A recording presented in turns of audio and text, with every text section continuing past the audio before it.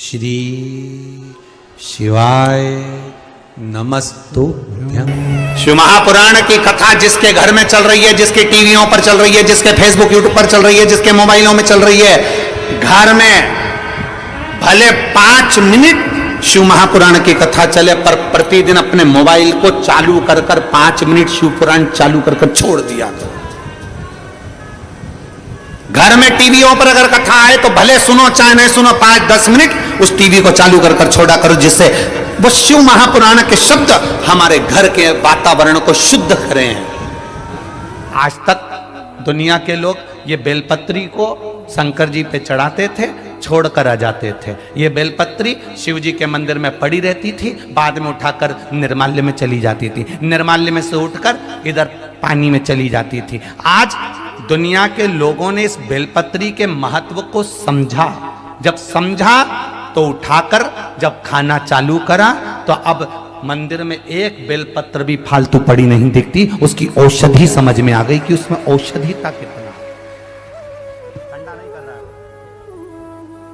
उसमें औषधिता कितना। बोलो सही है कि गलत है? जब तक नहीं समझते थे बेलपत्री चढ़ाया और आ गए। अब तुम बेलपत्री चढ़ाते हो तो तुम्हारी बेलपत्री चढ़ी हुई देखकर दूसरी रुक जाती है, ये चढ़ाएगी, मैं उठाऊं। बोलो सही है कि गलत है? तुमने चढ़ाया, वो इंतजार करती है कि ये चढ़ा के हटेगी और मैं उठा कर ले जाऊंगी। एक एक शंकर जी के मंदिर में बेलपत्री नहीं मिलती। महाराज भी परेशान है कि पहले तो मिल जाती थी तो धोखे चढ़ा देते थे, आज के ज़माने में एक नहीं मिले, जो मिले लोग अपने घर वालों के लिए लेकर चले जाते हैं। और सिद्धता है, शिव जी पे चढ़ी हुई बेलपत्र शुगर, बीपी, थायराइड, ऐसी कोई बीमारी हो, बड़ी से बड़ी बीमारी में भी अगर शंकर भगवान पे चढ़ी हुई बेलपत्र कुंदकेश्वर महादेव का नाम लेकर खाया जाए तो वो बीमारी हटना चालू हो जाती है। शिव तत्व समाया है। भगवान ने ऐसा कोई पौधा नहीं बनाया जिसको औषधि नहीं, भगवान ने ऐसा कोई शब्द नहीं बनाया जिसमें मंत्र नहीं, और भगवान ने ऐसा कोई मनुष्य नहीं बनाया जिसमें गुण नहीं।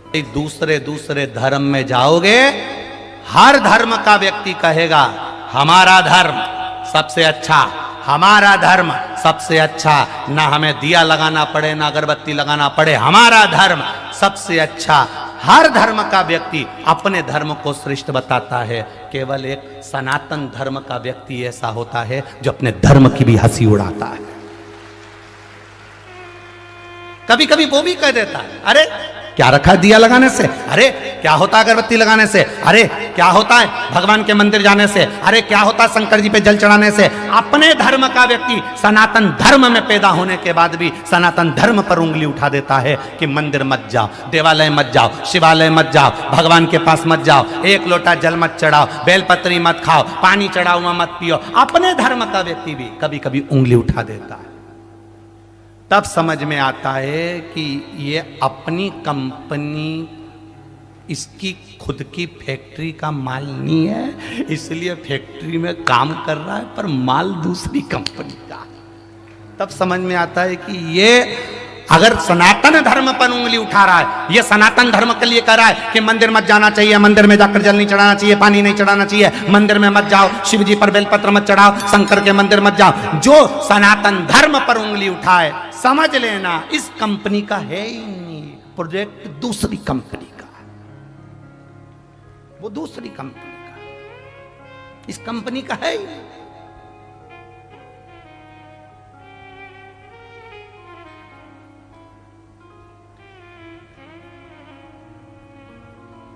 कितना भी छोरा गंदा हो, कितना भी बेटा बेकार हो, फिर भी माँ बाप होते हैं, माता पिता होते हैं। तुम्हारा बेटा तुम्हारे पाँव नहीं छूता, तुम्हारा बेटा तुम्हें प्रणाम नहीं करता, तुम्हारा बेटा तुम्हें नमन नहीं करता, तो तुम्हें एक काम करना, अपनी पूरी मकान दुकान सब दूसरे को दे जाना। कर सकते हो ऐसा? अरे बोलो जम के, नहीं कर सकते। बेटा भले प्रणाम ना करे, बहू भले नमन ना करे, बेटा भले ना पूछे, बहू भले ना पूछे, फिर भी माता पिता मर जाएंगे, पर अपनी प्रॉपर्टी किसी दूसरे को नहीं, अपने बेटे और बहू को ही देकर जाएंगे, भले वो कैसा भी हो।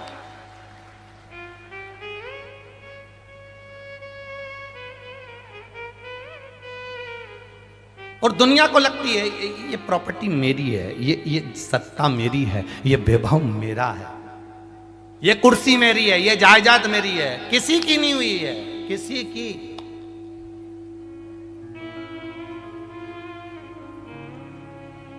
किसी की नहीं। थोड़े दिन तुम्हारी है, थोड़े दिन बाद फिर किसी दूसरे की हो जाएगी, फिर तुम्हारी है, फिर किसी दूसरे की हो जाएगी। हमारा ब्रह्म है, हमको लगता है ये अपनी है, ये हमारा ब्रह्म है।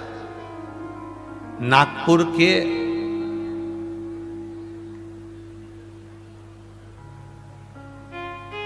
एक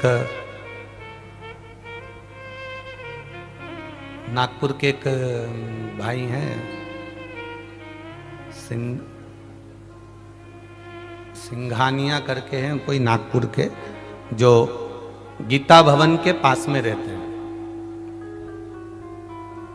कोरोना काल में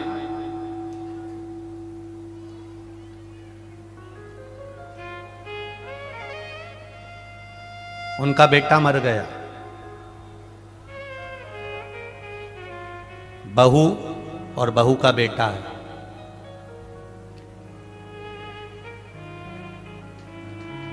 अब घर वालों ने, मोहल्ले के लोगों ने, परिवार वालों ने विचार करा कि बेटा चले गया, जवान की जवान चले गया, छोटा सा उसका 7 साल का लड़का और बेटा चले गया। अब इतनी सारी जायदाद, ये 2019-20 की कथा बता रहा हूं आपके